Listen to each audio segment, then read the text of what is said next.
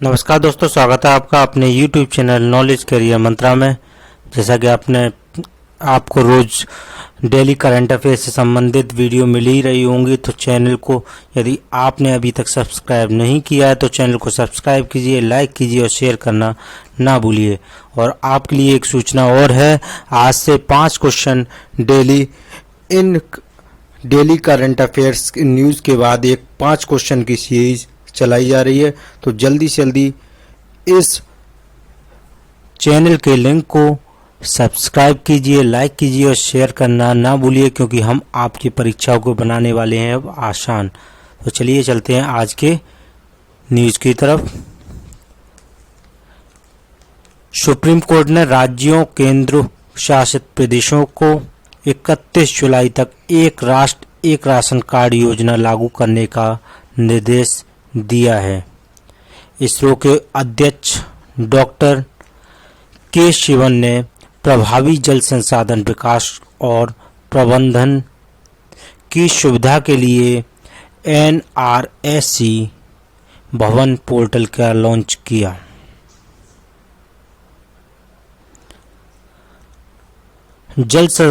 जल शक्ति मंत्रालय ने गंगा नदी बेसिन में हिमनद झीलों के अपडेटेड एटलस जारी कर दिए हैं। GSI geological survey of India ने उत्तराखंड के चमोली जिले में 7 फरवरी को अचानक आई बाढ़ पर रिपोर्ट जारी करने को कहा, जिसमें 200 लोगों से अधिक की मौत हुई थी। राष्ट्रपति ने यूपी सरकार द्वारा लखनऊ में बनाए जा रहे भीमराव अंबेडकर स्मारक की आधारशिला रखी। अतुल केशव भारत में अगले US चार्ज D अफेयर्स नियुक्त किए गए। चलते हैं आर्थिक करंट अफेयर की तरफ। भारत में व्यापार करने में आसानी के लिए इनफोर्सिंग कॉन्ट्रैक्ट्स व्यवस्था पर वेब पोर्टल का लॉन्च किया गया। NATRAX national automatic test tracks वाहनों के परीक्षण के लिए एशिया के सबसे लंबे 11.3 किलोमीटर हाई स्पीड ट्रैक का इंदौर में उद्घाटन किया गया। रूस के रोसाटोम ने तमिलनाडु में कुंडलकुलम परमाणु ऊर्जा संयंत्र यूनिट 5 का निर्माण किया गया। सरकार ने शिप्ला को मॉडर्ना की कोविड-19 वैक्सीन आयात करने की मंजूरी दे दी है। नीति आयोग के मुख्य कार्यकारी अमिताभ कांत का कार्यकाल 1 साल बढ़ाकर 30 जून 2022 तक किया गया। यह क्वेश्चन आपकी परीक्षा की दृष्टि से बहुत ही महत्वपूर्ण है, तो आप इस क्वेश्चन को आसानी से याद कर लीजिए, रट लीजिए। अमेरिका ने कोविड प्रक्रिया के लिए भारत को $41 मिलियन की अतिरिक्त सहायता प्रदान की है। चलते हैं अंतर्राष्ट्रीय करंट अफेयर की तरफ। तो ICU international telecommunication union global cyber security index 2020 में भारत 10वें स्थान पर है।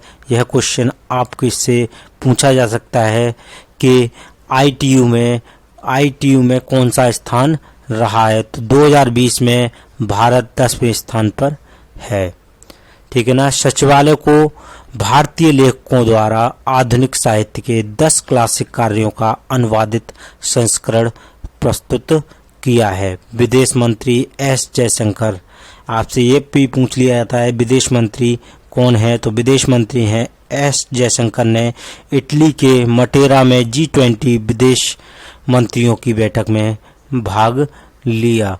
ये तो नहीं पूछा जाता कि किसने भाग लिया, लेकिन ये कभी कभी पूछ लिया जाता है कि विदेश मंत्री कौन है, तो विदेश मंत्री कौन है? S जयशंकर।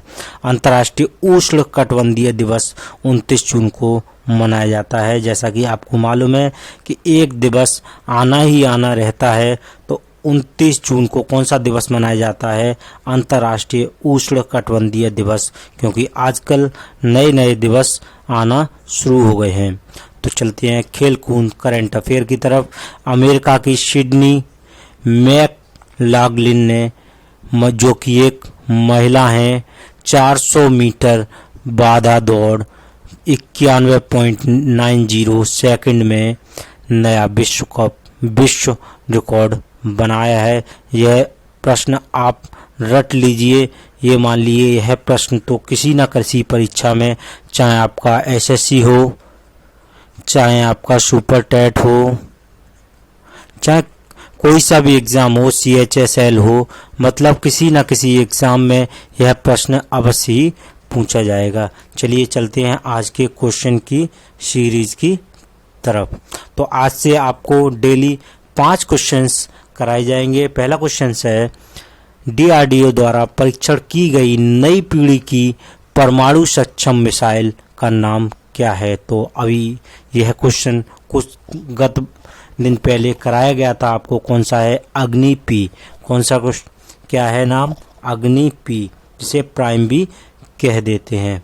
स्पष्टीकरण के लिए हम बता दें, रक्षा अनुसंधान और विकास संगठन DRDO ने ओडिशा के तट पर डॉक्टर APJ अब्दुल कलाम द्वीप से नई पीढ़ी की परमाणु सक्षम बैलिस्टिक मिसाइल अग्नि P का सफलतापूर्वक परीक्षण किया है। अग्नि P अग्नि क्लास का एक उन्नत संस्करण है और 1000 किलोमीटर से 2000 किलोमीटर तक इसकी क्षमता रखी गई है।